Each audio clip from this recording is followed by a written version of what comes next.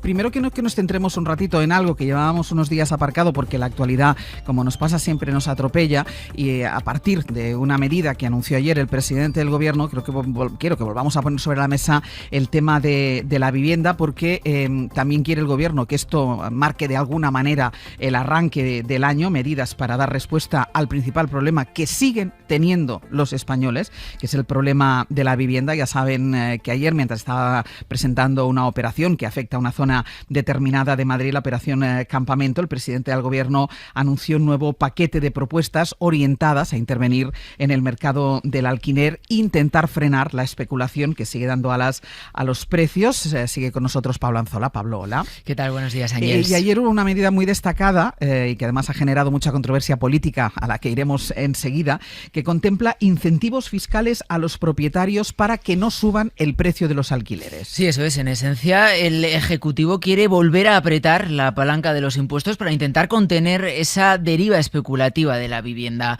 Es algo que está funcionando, asegura, en las zonas tensionadas. Ganan los inquilinos porque van a poder permanecer en su vivienda sin más coste, sin un alza de los precios.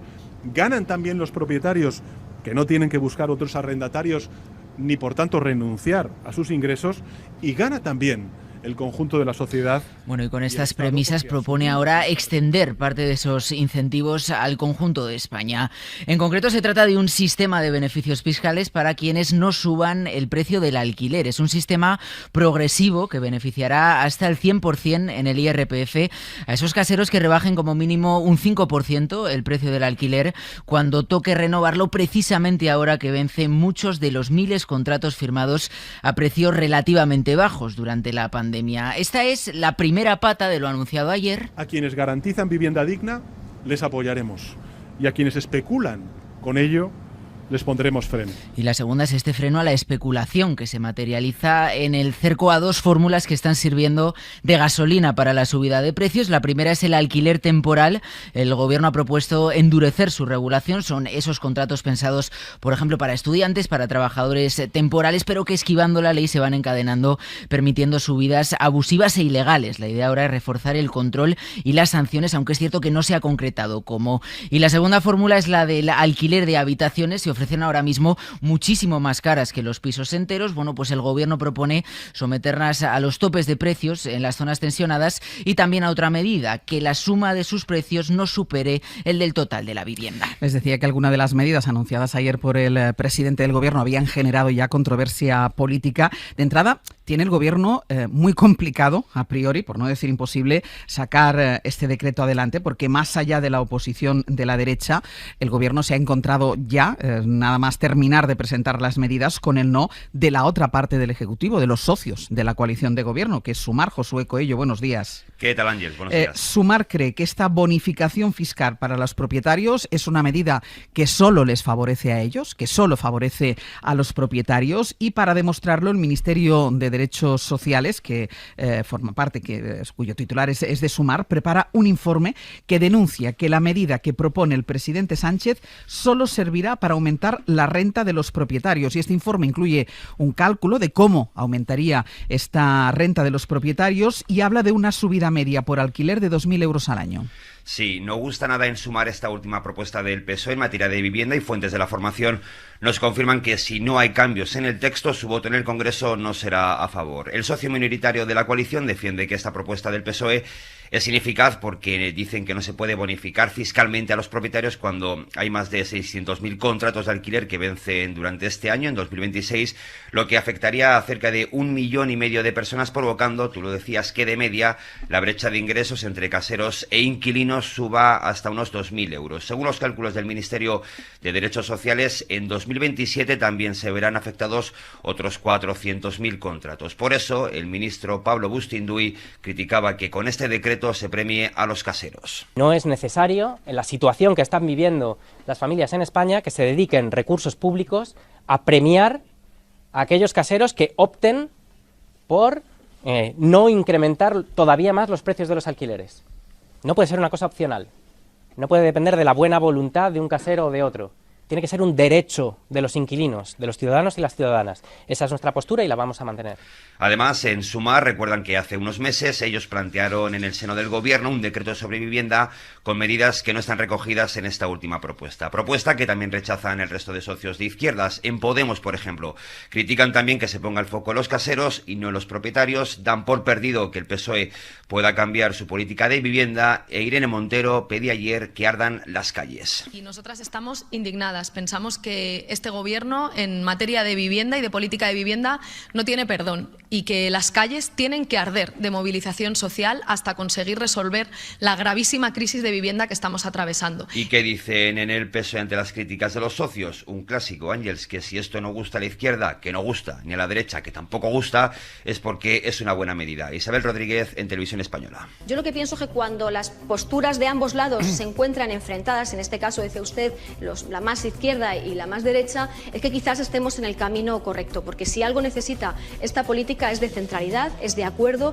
y yo creo que lo importante no es quererse poner la medalla, sino resolver el problema. El PSOE Ángels tendrá que mirar a su derecha para sacar adelante este decreto porque toda la izquierda lo rechaza, no solo Sumar o Podemos, como hemos escuchado. También fuentes de Esquerra, Bildu o Compromís nos confirman que no les gusta la medida y votarán no en el Congreso. Josu, gracias. A vosotros. Después plantearemos lo que piensa la derecha, porque ayer también Feijóo planteó algunas medidas para hacer frente a la crisis de la vivienda, pero ante este no inmediato de los socios de izquierda, el Ejecutivo quiere dejar bien claro que es una medida que es la única herramienta que ahora mismo tiene el Gobierno, la única posibilidad que tiene el Gobierno para hacer frente a la crisis. Guillermo Lerma, ahora de nuevo.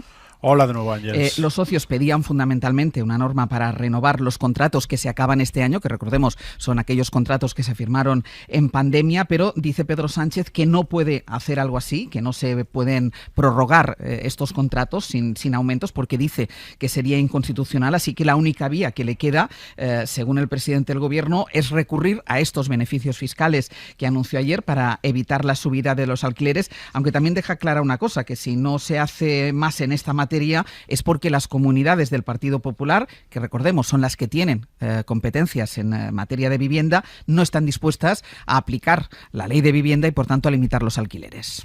Sí, recuerdan en el PSOE que las competencias en materia de vivienda son de esas comunidades autónomas, que la ley que hay ya en vigor tiene palancas para intentar contener los precios, pero que ante la negativa de los territorios gobernados por el partido de Alberto Núñez Feijóo, el Gobierno tiene que actuar con las herramientas que tiene, y esa herramienta es la fiscalidad. En el equipo del presidente aseguran que llevan semanas buscando la fórmula para intentar contener la subida de los precios de esos contratos de alquiler que vencen este año.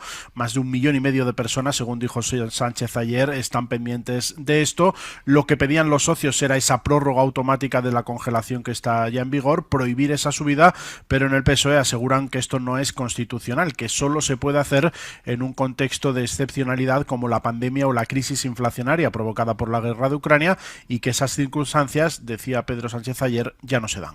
Es cierto que la ley de vivienda daría a las comunidades autónomas palancas para, de alguna manera, frenar el alza de la revisión de los precios del alquiler.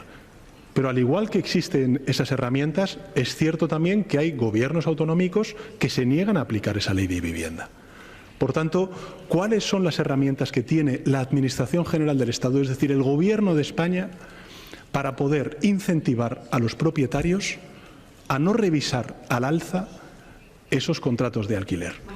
Decía el presidente ayer que esta es una buena medida con la que cree que se pone solución a esa inquietud que tienen buena parte de los inquilinos, y que además, dice, no los enfrenta con los propietarios. En el PSOE defienden que frente al idealismo de sus socios de coalición, la obligación del Gobierno es proponer medidas realistas y viables. Recuerdan que cualquier medida que se ponga sobre la mesa debe contar con una mayoría parlamentaria en el Congreso, y creen que es más fácil atraer a los socios de izquierdas, pese a su oposición a estos incentivos fiscales, que a otros partidos como el PNV o Junts a aprobar medidas intervencionistas. Sánchez se mostraba ayer, Ángels, pese a las críticas, convencidos de que logrará el consenso parlamentario que necesita. Guille, gracias. Hasta luego. Hace mucho que estamos hablando de la crisis de la vivienda. Hace exactamente un año, por ejemplo, contábamos otro gran paquete de medidas, otro gran paquete de propuestas, bonificaciones fiscales, impuestos, regulación. Claro, y hoy nos preguntábamos, a partir de la última medida, de las últimas medidas anunciadas ayer por el presidente del Gobierno, nos preguntábamos qué ha pasado con ese gran paquete de medidas, en qué han quedado.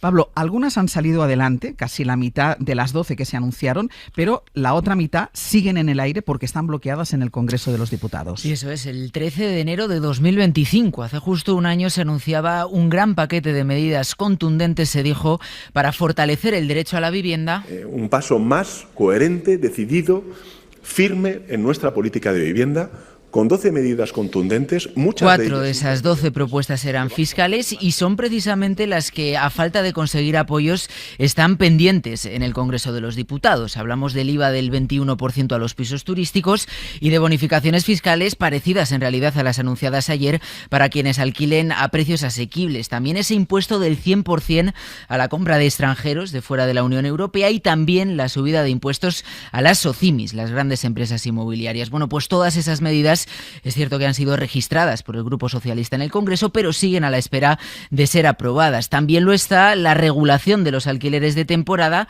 que se prometía también ya hace un año, pero que tiene pendiente parte del trámite parlamentario. Lo decías, hay otras que sí han salido adelante. Casa 47.